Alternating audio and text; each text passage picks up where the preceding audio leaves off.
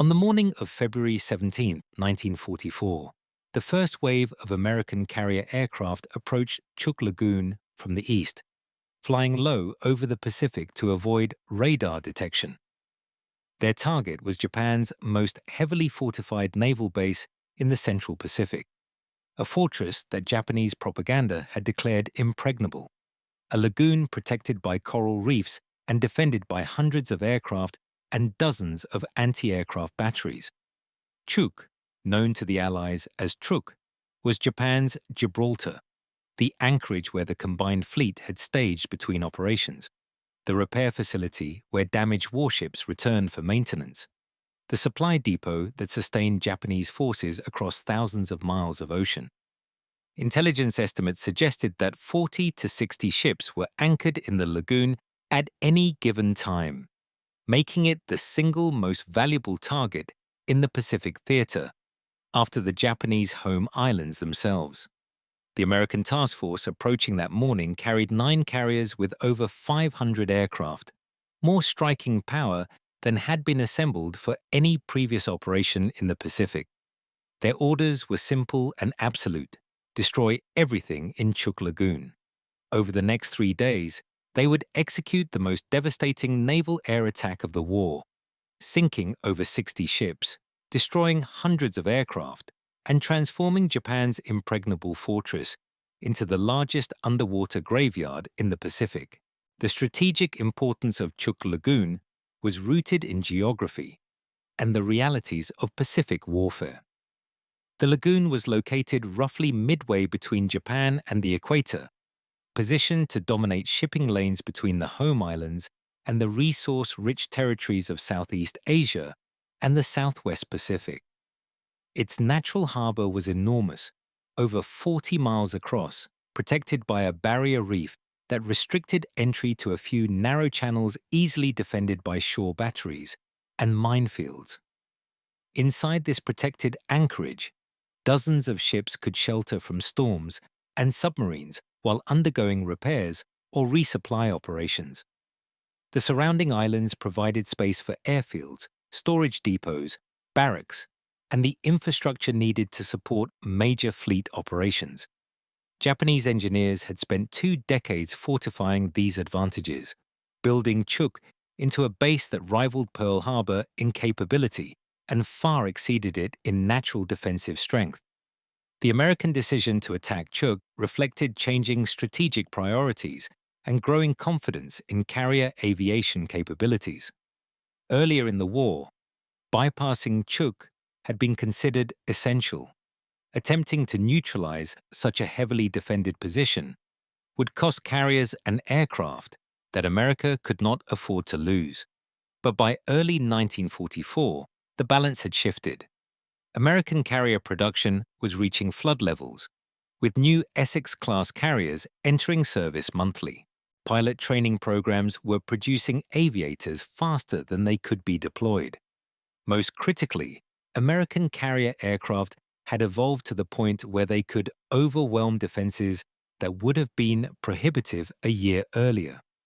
The F-6F Hellcat fighter dominated Japanese Zeros in combat. The TBF Avenger torpedo bomber could deliver weapons with accuracy that earlier models could not match. The SB-2C Helldiver dive bomber, despite its troubled development, provided strike capabilities that made heavily defended targets vulnerable. Admiral Raymond Spruance, commanding the 5th Fleet, selected Vice Admiral Mark Mitcher to lead the carrier task force designated for the Chuuk operation. Mitcher was 57 years old, a career naval aviator who had commanded the USS Hornet during the Doolittle raid, and who understood carrier operations with an intimacy that few surface warfare officers possessed. His task force consisted of 9 carriers, 5 fleet carriers and 4 light carriers, screened by battleships, cruisers, and destroyers.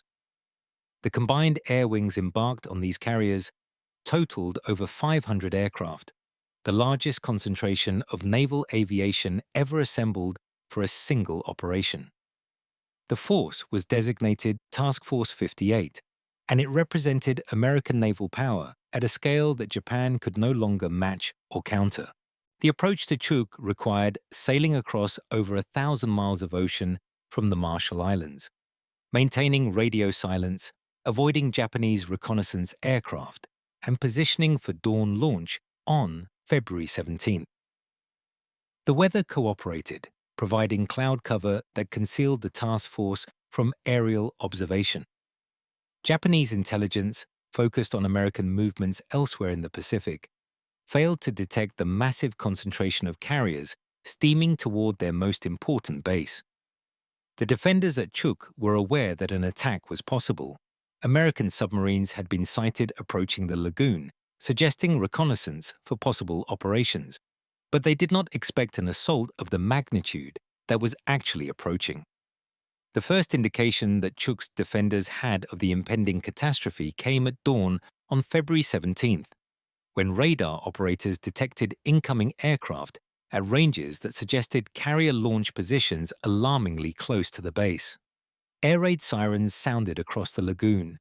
Japanese aircraft scrambled to intercept. Anti-aircraft batteries manned their guns and prepared to engage targets that were approaching from multiple directions simultaneously.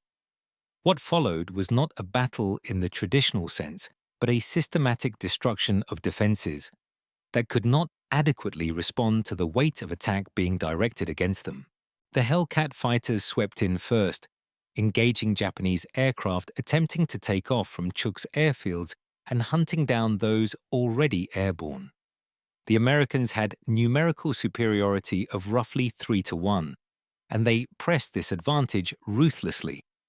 Japanese Zero fighters, which had dominated Pacific skies in 1941 and 1942, were now outmatched by aircraft that were faster, more heavily armed, and flown by pilots whose training and experience exceeded that of their increasingly inexperienced opponents. Within the first hour of combat, American fighters had established air superiority over the lagoon, shooting down dozens of defenders and leaving survivors unable to coordinate effective resistance. With air superiority secured, the strike aircraft moved in. Dive bombers targeted ships anchored in the lagoon, releasing their ordnance from altitudes that made accuracy almost guaranteed. Torpedo bombers launched from low level against vessels that attempted to maneuver for escape, but found themselves trapped in waters too confined for effective evasion.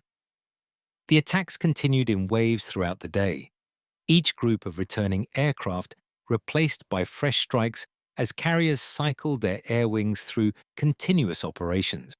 Individual ships found themselves targeted multiple times by different attack groups, absorbing hits that would have sunk smaller vessels but that accumulated damage faster than crews could control. The Ikoku Maru, a 10,000-ton passenger cargo ship converted to armed merchant cruiser, was struck by torpedoes in the first wave of attacks.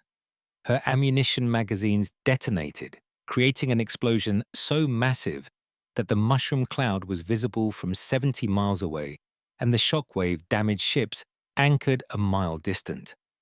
The blast killed nearly everyone aboard instantly, disintegrated the forward half of the vessel, and sent the stern section sliding beneath the surface within minutes. Survivors who had been blown into the water by the explosion found themselves struggling in debris fields so dense that swimming was impossible. Rescue efforts were hampered by continued air attacks that prevented other ships from approaching the stricken vessel. The Fujikawa Maru, a 6,000-ton cargo ship carrying aircraft parts and aviation fuel, suffered multiple bomb hits that ignited her cargo and transformed the vessel into a floating inferno. The fires burned with such intensity that steel decks softened and collapsed, dropping burning fuel into lower compartments and spreading the conflagration throughout the ship. Crewmen who abandoned the vessel swam through water covered with burning fuel oil, many suffering fatal burns before reaching safety. The ship continued to burn for hours after sinking, her superstructure remaining above water and serving as a beacon that guided subsequent waves of attackers to new targets nearby. The destruction was not limited to merchant vessels. The light cruiser Naka, damaged in previous operations and undergoing repairs at Chuuk, was caught at anchor and subjected to repeated torpedo and bomb attacks.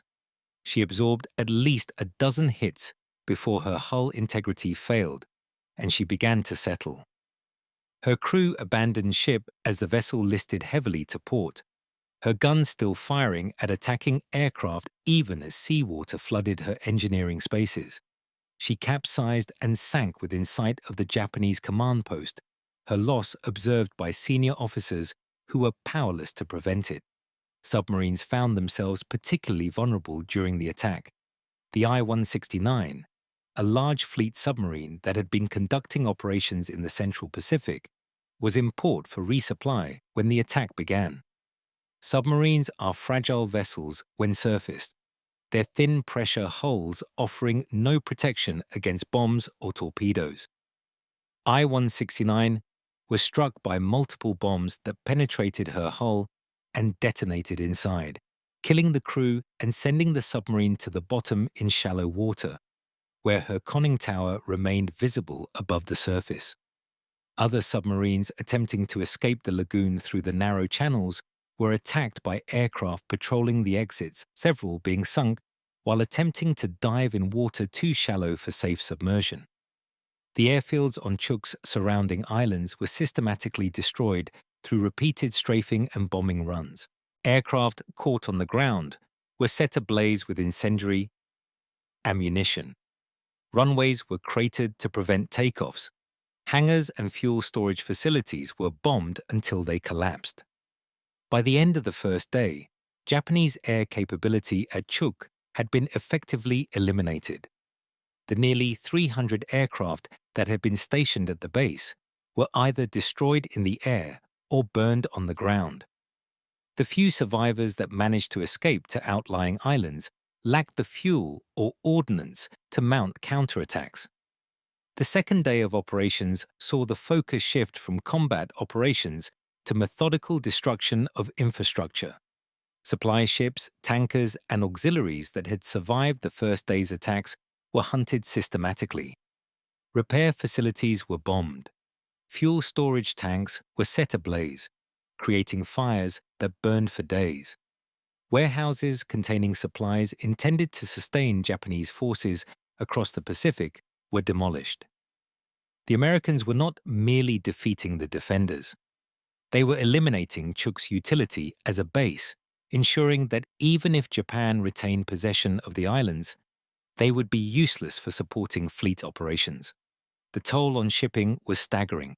By the end of 3 days of attacks, 61 ships had been sunk or damaged beyond repair. The total tonnage exceeded 200,000 tons, representing roughly 10% of Japan's remaining merchant fleet destroyed in a single operation. The variety of vessels lost revealed the breadth of Chuuk's role in Japanese logistics. Cargo ships carrying raw materials from Southeast Asia, tankers loaded with petroleum products, repair ships equipped with workshops and spare parts, ammunition ships whose detonations created secondary disasters, training ships carrying new recruits who died without ever seeing combat. The diversity of losses made the disaster even more catastrophic because it disrupted multiple aspects of Japanese naval operations simultaneously. The human cost was proportionate to the material destruction. Thousands of Japanese sailors, merchant mariners, and base personnel died during the 3-day attack. Many were killed in the initial explosions when ships were hit. Others drowned when vessels sank faster than crews could abandon them. Still others suffered burns from fuel fires or injuries from bomb fragmentation that killed slowly in the hours and days following the attacks. The medical facilities at Chuuk were overwhelmed immediately, unable to treat the hundreds of casualties that arrived during the first day alone. Wounded men died waiting for treatment that could not be provided. The American losses, in contrast, were remarkably light. 25 aircraft were shot down during the 3 days of operations, representing less than 5% of the attacking force. most aircrew who were shot down were recovered by submarines positioned around the lagoon specifically for rescue operations. The submarines themselves conducted their own attacks on ships attempting to escape through the barrier reef passages, adding to the toll of vessels destroyed. The disparity between American losses and Japanese losses reflected not merely numerical superiority, but technological and tactical advantages that had accumulated through 2 years of Pacific warfare. The psychological impact of the Chuuk attack on Japanese strategic planning was profound and immediate. The base that propaganda had declared impregnable had been devastated in 3 days. The combined fleet, which had used Chuuk as its principal forward anchorage, withdrew to bases farther west, conceding control of the Central Pacific. Resources that might have been used to reinforce Chuuk were redirected to other positions considered more defensible. The myth of Japanese defensive superiority, already eroded by defeats at Midway and in the Solomons, collapsed entirely. American carrier forces had demonstrated that they could strike anywhere in the Pacific with overwhelming force, rendering no Japanese position truly safe. The immediate aftermath of the attack saw Chuuk transformed from operational base to abandoned wreckage. The Japanese garrison remained, unable to evacuate and lacking the resources to rebuild. Supply ships that might have sustained them were at the bottom of the lagoon. The airfields were unusable, cratered beyond repair with the equipment needed to fix them destroyed in the attacks.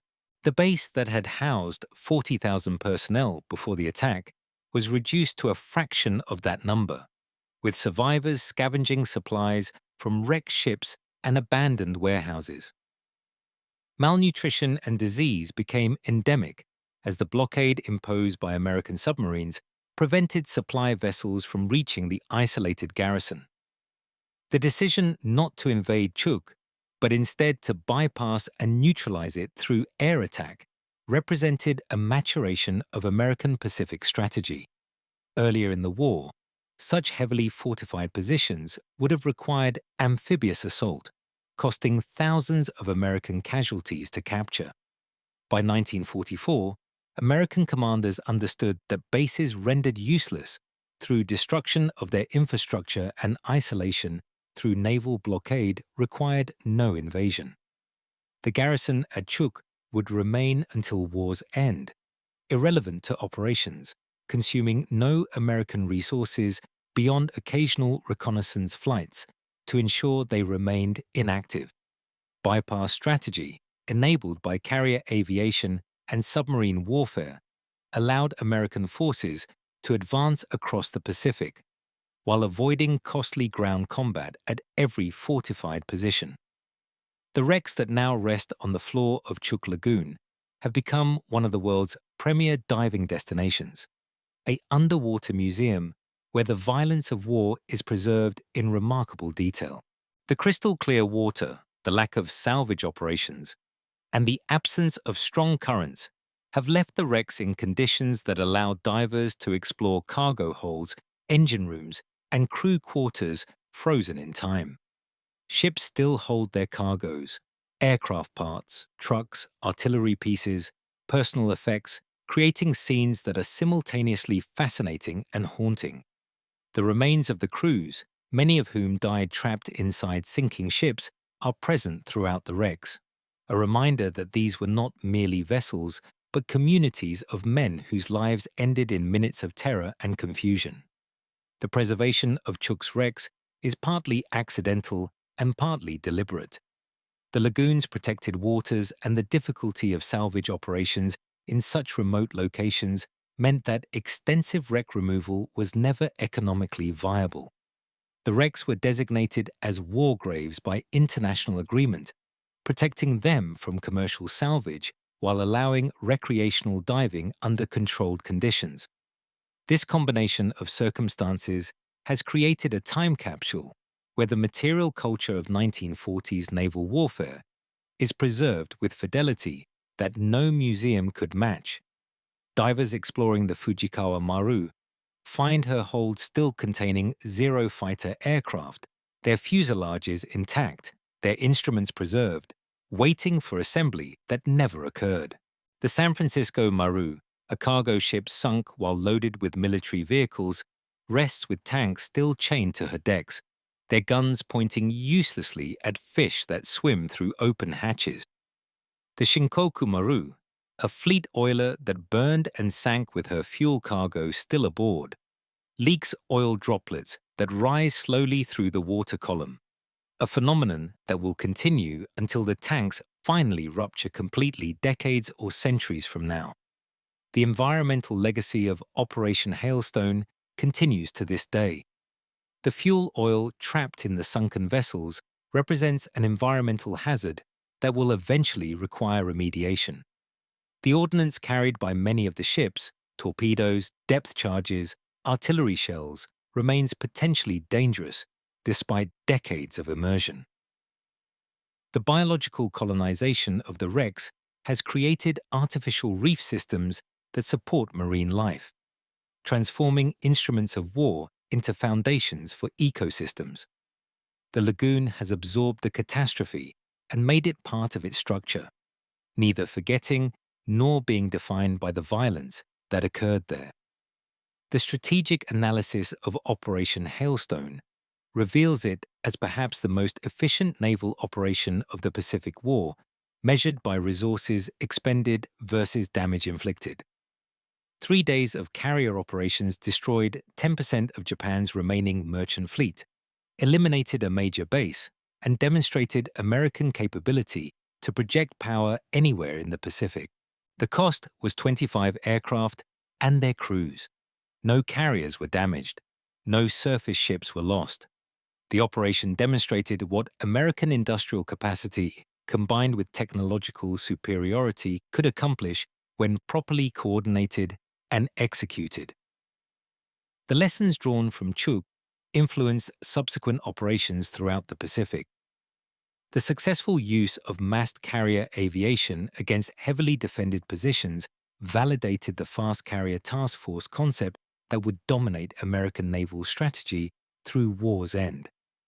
The effectiveness of bypassing, rather than invading neutralized bases, allowed more rapid advance toward Japan. The demonstration that no Japanese position was safe from attack helped erode enemy morale and complicated their strategic planning. Chuuk was not merely a tactical victory, but a strategic template that shaped how America would fight for the remainder of the war. The memorial to those who died at Chuuk exists in multiple forms. Japanese sources list the names of servicemen killed during the attack, preserving their memory in records that families could consult after the war. American casualties are similarly documented, their sacrifices acknowledged in official histories and memorial services. But the most powerful memorial remains the wrecks themselves, resting where they sank, holding the remains of those who died aboard them. These underwater graves are visited by thousands of divers annually, people who swim through the evidence of catastrophe and emerge with renewed understanding of what naval warfare meant to those who experienced it. 60 ships in 3 days, 270 aircraft destroyed, over 2,000 Japanese personnel killed, 500 American aircraft executing over 1,000 sorties. These numbers quantify Operation Hailstone, the attack that transformed Chuuk from impregnable fortress to abandoned wreckage. Behind the statistics were individual ships, each with a crew and cargo and purpose, all lost within hours. Behind the aircraft numbers were pilots and air crews, some who survived and some who didn't, all executing missions with precision that earlier Pacific operations had struggled to achieve. Behind the casualty figures were men who woke on February 17th expecting another day of war work, and who instead experienced catastrophe that gave them no chance of survival. The ghost fleet of Chuuk Lagoon remains, where American carrier aircraft sent it in February 1944. The ships rest at depths ranging from 15 feet to 180 feet, some upright, some capsized, all silent except for the sounds of fish and the occasional air bubbles from divers exploring their interiors. The lagoon that was once Japan's Gibraltar is now a memorial, a museum, a graveyard, and a reminder. The impregnable fortress fell in 3 days. The ghost fleet remains forever. And the lesson, if there is one, is that no position is truly impregnable when the attacker possesses overwhelming force and the will to use it without restraint.